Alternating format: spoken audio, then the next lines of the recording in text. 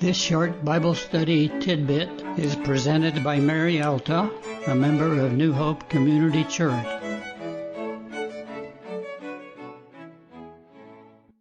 Before we continue in the tribulation, as seen in Revelation chapter 8, let's review what has already taken place.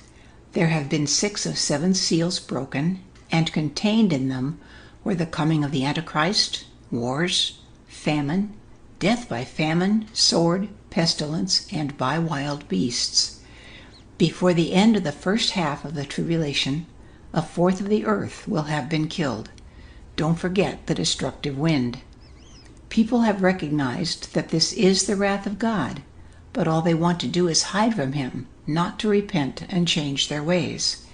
God has provided witnesses for Himself by sealing the 144,000 Jews who will spend this time sharing the gospel.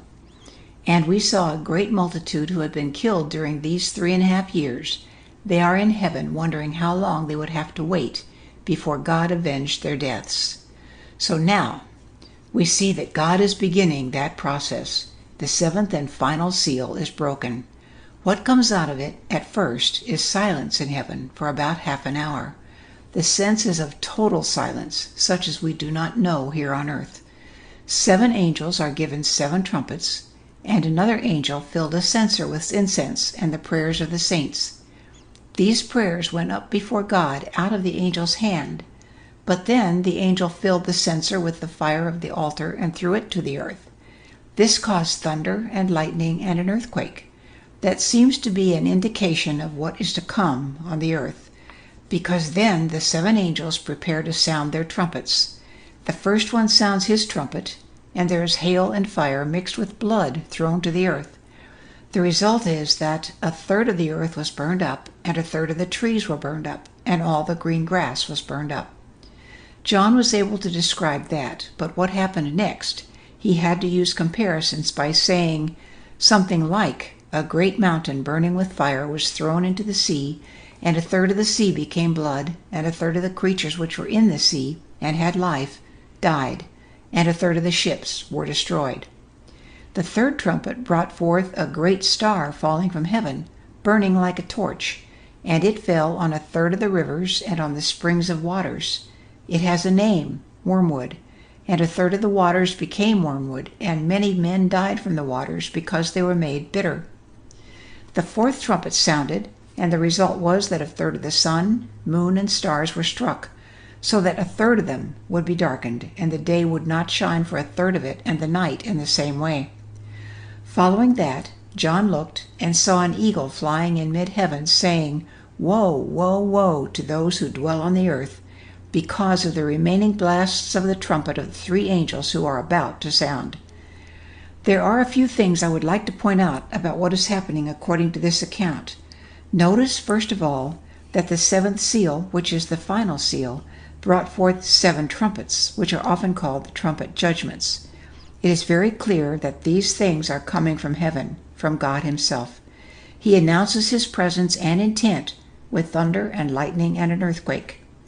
Here is where an angel fills a major role in the action. Notice that the same censer is used for incense and prayers of the saints, and for fire from the altar that announces the beginning of this part of the tribulation. Could it be that these are the prayers that ask God to do something now? Regardless, this brings on another level of tribulation. But this is not yet God's full wrath. These judgments affect only 1/3 of things, except the green grass.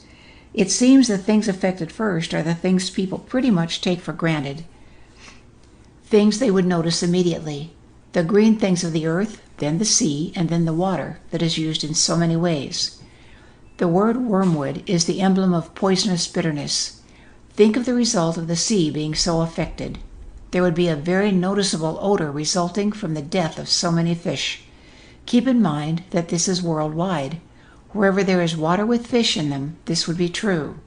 1/3 of the ships being destroyed would affect not only commerce, but other things as well. People would also notice the darkening of the sun and the moon and the stars. Again, they are darkened only by 1/3, and only for 1/3 of the day and 1/3 of the night. It is important to remember that the events of tribulation are cumulative. Each one is added to the others, so wars and famine are still happening. But then, to top it all off, God uses an eagle to make a proclamation. What the eagle says is like God is saying, you ain't seen nothing yet. And he's right, as you will discover as you just keep reading. Thank you for sharing this time with me. Have a blessed day.